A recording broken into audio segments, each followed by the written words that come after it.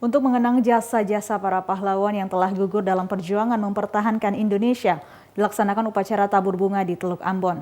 Panglima Koarmada 3 Laksamana Muda TNI Irfansyah memimpin upacara tabur bunga tersebut.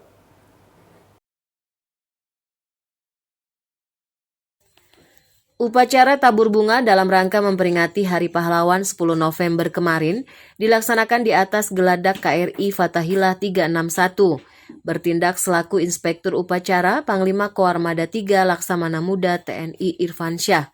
Kegiatan diawali dengan penghormatan kepada arwah para pahlawan dengan mengheningkan cipta dipimpin Inspektur Upacara.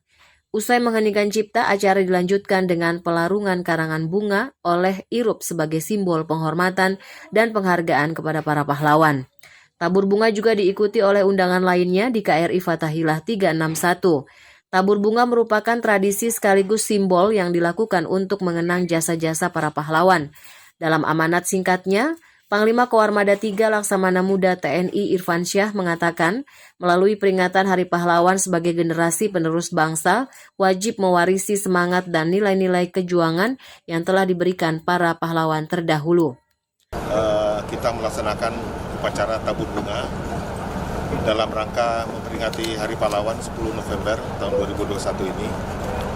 Ini sesuai dengan instruksi dari Bapak Kepala Staf Angkatan Laut untuk melaksanakan di daerah-daerah yang memiliki sejarah dan yang banyak memiliki pahlawan-pahlawan nasional, pahlawan-pahlawan kemerdekaan, revolusi yang sangat kental dengan perjuangan mereka, kita laksanakan. Kami pilih pada tahun ini untuk Koarmada 3 kita melaksanakan di Kota Ambon. Selain kotanya banyak pahlawannya, kotanya juga sangat indah.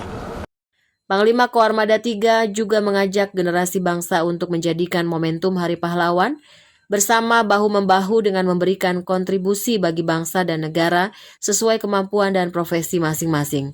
Christine Sipahelut, John Ralahalo melaporkan.